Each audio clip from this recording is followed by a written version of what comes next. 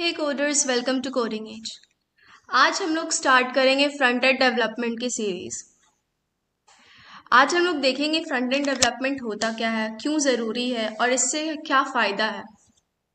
तो front end development is the part of web development that focuses on the client side of a website और web applications, essentially everything that users see and interact with in their web browser. It involves creating the visual and interactive elements of a site, ensuring that they are user friendly and responsive across different devices and screen sizes. Front end development वो part है web development का जो client side का website होता है, जो user friendly होता है। जो यूज़र्स हम लोग जो देखते हैं किसी भी वेबसाइट को, जो हम लोग देखते हैं या उसे यूज़ करते हैं, वो फ्रंट एंड डेवलपमेंट होता है, क्योंकि हम लोग क्या देख रहे हैं, कैसे वो काम कर रहा है, बट इसके पीछे का किसमें वो डेटा कहाँ से आ रहा है, कहाँ से हम लोग डेटा को फेच कर रहे हैं, कहाँ पे डेटा डाल रहे हैं, इन चीज़ों से हमें मतलब नहीं होता है। हमें बस एक वेबसाइट के अपीयरेंस से मतलब होता है, जो हम लोग फ्रंट एंड डेवलपमेंट में देखते हैं। की aspects of front end development, इसके तीन की एस्पेक्ट्स है, languages used in front end development and front end frameworks and libraries and responsive design. हम लोग कौन सा लैंग्वेज यूज कर सकते हैं फ्रंट एंड डेवलपमेंट में, और कौन से फ्रेमवर्क्स और लाइब्रेरीज है जो हमें और अच्छा बनाता है हमारे फ्रंट एंड को, वो देखेंगे। और कैसे उसे रिस्पॉन्सिव बनाते हैं। रिस्पॉन्सिव मतलब वो हर एक डिवाइस पे, चाहे वो टैब हो या लैपटॉप हो या आपका फ़ोन हो, वो हर डिवाइस पे वो वैसा ही वर्क करे, वो वैसा ही अच्छा सा दिखे। Starting with HTML. HTML is Hypertext Markup Language. The fundamental building block of any web page, HTML defines the structure and content of the page. It includes elements such as headings, paragraphs, links, images, forms and more. HTML हमारा जो fundamental building block होता है किसी web page का, ये एक basic block होता है। HTML हम लोग ये कह सकते हैं कि वो एक स्केलेटन है हमारे वेब पेज का। Then next is CSS, Cascading Style Sheets. CSS is used to control the layout, styling and appearance of HTML elements. It specifies the colors, fonts, spacing and positioning to make the website look attractive and readable.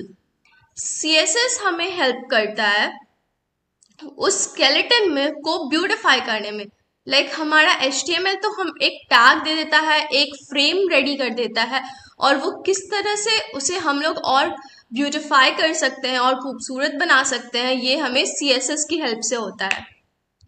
Then next very important is JavaScript. JavaScript makes web pages interactive by enabling dynamic features such as forms that validate user inputs, buttons that respond to clicks, animations, and data fetching without reloading the page.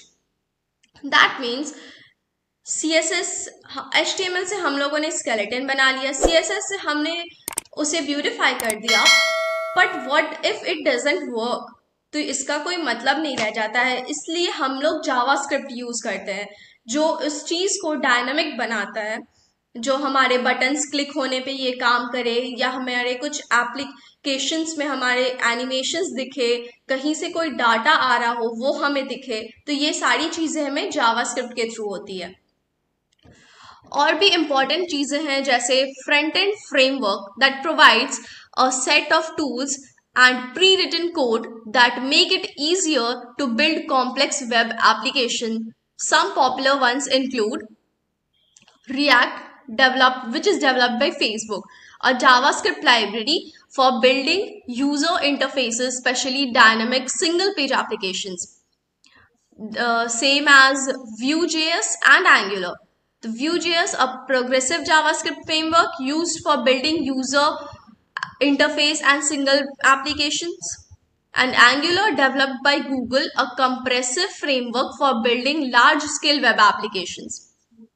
Front end का कुछ framework होता है। Framework मतलब एक set of tools या pre written code होता है जो हम लोग यूज करते हैं अपने वेब एप्लीकेशंस में, क्योंकि जब हम कोई वेबसाइट बनाते हैं तो वो काफ़ी कॉम्प्लेक्स हो जाता है, और HTML और CSS जावास्क्रिप्ट की मदद से हम लोग वो कर सकते हैं, बट ये चीज़ों को और थोड़ा सा सिंप्लीफाई कर देता है। तो हम लोग के पास 3 तरह का फ्रेमवर्क होता है, जैसे रिएक्ट, व्यू और एंगुलर, बट इन्हीं तीनों में से कोई एक हम लोग सीखेंगे जो आपके लिए ज़्यादा मार्केट में डिमांडिंग हो। देन CSS का भी एक फ्रेमवर्क होता है लाइक बूटस्ट्रैप और Tailwind CSS, offer pre designed components and utilities for creating responsive mobile first layouts. Means हम लोग CSS यूज करते हैं, बट CSS के लिए भी हमारे पास फ्रेमवर्क्स होता है जैसे बूटस्ट्रैप और टेलविंड CSS, जो भी एक प्री डिफाइंड कंपोनेंट्स होता है जिसको हम लोग एक रिस्पॉन्सिव डिजाइन बनाने में जो ज्यादा यूजफुल होता है। और इस फ्रेमवर्क के थ्रू हमारा जो डिजाइनिंग बनता है वो पहले मोबाइल को कैटेगराइज करता है, वो पहले मोबाइल के लिए होता है, उसके बाद हम लोग इसको रिस्पॉन्सिव बना के हर एक टैब के लिए इसे बना सकते हैं। Then comes to responsive. हमें किसी भी वेबसाइट को रिस्पॉन्सिव बनाना काफ़ी ज़रूरी है, क्योंकि हर एक यूज़र के पास अलग अलग स्क्रीन साइज की डिवाइसेस होते हैं। लाइक किसी का लैपटॉप होता है तो किसी के पास टैब्स होता है, कोई अपने मोबाइल फोन्स में वेबसाइट्स ओपन करता है। तो हमें हर स्क्रीन के लिए ब्यूटीफुल डिज़ाइंड वेबसाइट बनाना ज़रूरी है। तो ये सारी चीज़ें हम लोग अपनी इस सीरीज़ में देखेंगे। तो ये चीज़ों को सीखने के लिए keep watching and keep subscribing our channel. Thank you.